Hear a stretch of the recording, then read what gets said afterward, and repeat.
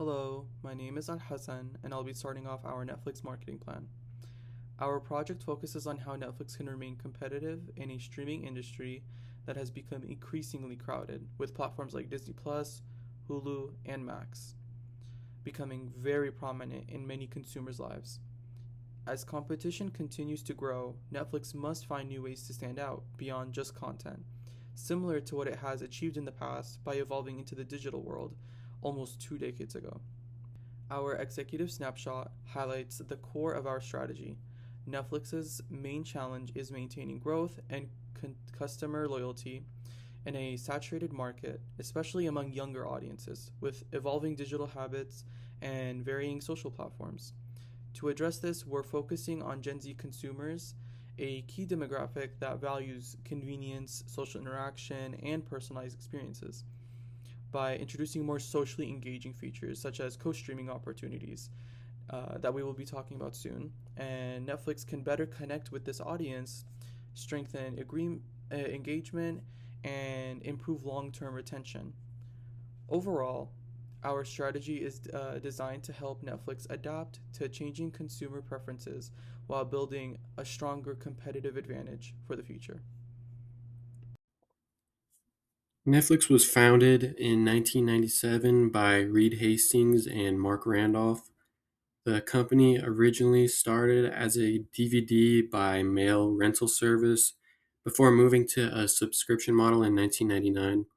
As technology evolved, Netflix shifted into online streaming, which changed how people consume internet today.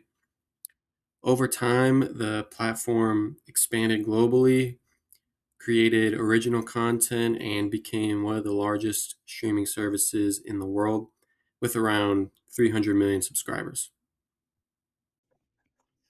Hi, everyone. My name is Jasmine, and I'm going to be talking to you all about the branding, the target marketing, the consumer insights, and buyer behavior of Netflix. So let's start with the brand and marketing context. So, Netflix operates in one of the most competitive entertainment markets today. The streaming landscape is highly saturated with platforms like Disney Plus, Hulu, Amazon Prime, and HBO Max, and they're all competing for the same audience and the subscription dollars. At the same time, the economic conditions have made consumers more price conscious. Many people are reevaluating which subscriptions they truly use and whether those services provide enough value to justify excessive monthly costs. This creates a major challenge for Netflix because it must continue to differentiate itself through strong content, convenience, and the user experience, while also addressing increasing pressure around affordability and the customer retention. So next is the target market definition. So for Netflix adjusted strategy, the primary target market is young adults and working professionals between the ages of 18 and 35. This audience is strategically important because it represents a significant portion of Netflix user base and their streaming activity. So these consumers are highly engaged with digital entertainment and they regularly use streaming services as a part of their daily routines. However, this market is also highly sensitive to pricing changes, and many younger consumers manage multiple subscriptions at once while also balancing work, school, rent, and other financial responsibilities. I too can attest to this because at one point I had Netflix, HBO Max, Hulu Plus, Disney Plus, and Peacock, and you don't even realize like what you're paying for until you actually take the time to see what you're paying for. And I realized I only use two of those streaming services. So I understand that part. And because of that, Netflix strategy must focus on delivering strong entertainment and value at a price point that feels worthwhile and competitive. So for the next thing, the consumer insights and buyer behavior. The consumer behavior in the streaming industry is driven primarily by access to diverse, high quality content. Viewers want a wide selection of movies, shows, documentaries, and original programming that match their personal interests. So, price sensitivity is especially high among younger consumers, many of whom compare multiple streaming platforms before deciding which services to keep or cancel. While Netflix benefits from a strong brand recognition and customer loyalty, that loyalty is not always absolute. So users are willing to switch platforms, i.e., giving up Netflix, depending on the content availability and exclusive releases and also subscription costs. So, key consumer needs in this market include convenience, affordability, and personalization. Customers expect an easy to use platform that recommends content tailored to their preferences while still remaining cost effective. For the first objective, Netflix would aim to convert 15% of current password sharing households into paid Netflix Friends accounts by the end of 2026. Instead of losing users through strict account sharing rules, the company would provide a more flexible and convenient option. This would help Netflix increase revenue while also keeping customers satisfied and connected to the platform. And the second objective would focus more on engagement and creating a social experience for users. Netflix would aim for at least 20% of Netflix Friends users to adopt features like shared watch list, live sync playback within the first 6 months of launch.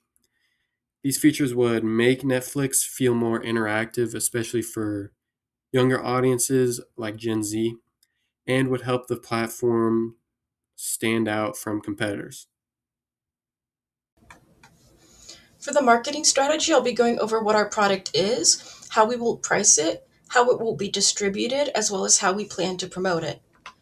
The product we'll be offering is a digital service for Netflix. It is specifically an add on that users can buy for their account. The add on will allow users to add up to two, depending on which plan they have, non household members to their Netflix account. We will also be adding social features that are only accessible with this add on to help it stand out against our competitors. These features include a shared watch list that members can view and edit, synchronized playback so that members can watch media together, and a recommend to users button. For the price of this updated add-on, we'll actually be basing it off of the current price. The price will be approximately $1 more, placing it at around $10.99. Before we make the service public, though, we will be selecting users from both those who currently have the add-on as well as those who don't, and collect feedback on the suggested price. Once we have collected enough information and made any necessary adjustments, we will then move on to implementation. Again, what we're offering is not a physical item. Instead, we are offering a digital subscription based add on for Netflix. The setup process for this starts with the customer purchasing the add on either during the initial Netflix plan selection or through the managed subscription setting. The customer will then receive an invitation link and code for them to send to the extra members they wish to add. That extra member will then follow that link, enter their unique code, and go through the process of setting up the credentials for their account, such as an email and password. For our promotional strategy, we're going to be targeting current Netflix customers. The promotional material is going to focus on the fact that this add on will have added features that our competitors don't. We will also be using an emotional aspect through the message that Netflix users can connect with loved ones, whether it's friends, family, or partners, regardless of distance. And now on to the implementation and timeline.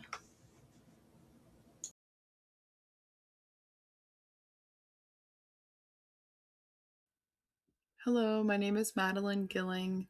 So, for implementation, Netflix would roll out the Netflix Friends feature directly within their current platform. So, users don't have to learn anything new. It includes the extra member feature along with social features like shared watch lists and watching together. The onboarding process is really simple. Users can just send a link and code to invite someone. On the back end, Netflix would also make sure their internal teams like marketing, product, and customer support are ready for the launch. For the timeline, the first 2 months would focus on development and testing to make sure everything runs smoothly. Then in months 3 and 4, they would do a soft launch with smaller groups and see how users respond. In months 5 and 6, they would fully launch the feature and support it with social media marketing. After that, they would continue monitoring and improving this feature over time. To measure success, Netflix would both track short term and long term metrics. First, awareness would be measured through things like impressions, reach, engagement on social media.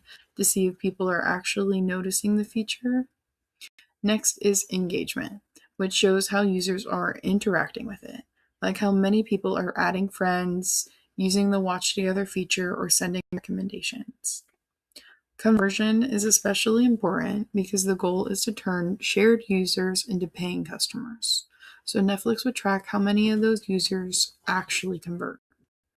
Finally, long-term success would be measured through retention, average revenue per user, subscription growth, and overall customer satisfaction. If the strategy doesn't perform as expected, Netflix would adjust based on the data. First, they would identify where the issue is, whether it's awareness, adoption, or engagement. If awareness is low, they can improve their messaging or shift to better performing marketing channels. If adoption is low, they might need to adjust pricing or better explain the value of the feature. And if engagement is low, they can improve how the features are designed or make them easier to use. They could also use an A/B testing to compare different versions of pricing, features, or messagings to see what works best. Overall, the strategy is flexible and focused on continuously improving based on user behavior. To summarize all the points made today, Netflix's position in the streaming industry really depends on its ability to adapt to the growing competition. Just offering content is no longer enough to guarantee long-term success as it once used to. By focusing on Gen Z consumers, a generation that values digital convenience and social connection, Netflix can finally be at the top of the food chain and easily be differentiable compared to its competitors. Prioritizing consumer behavior and embracing strategic innovation can help any brand be successful in fostering customer loyalty, especially in such an overwhelmingly competitive environment that Netflix is placed in. Thank you so much for listening.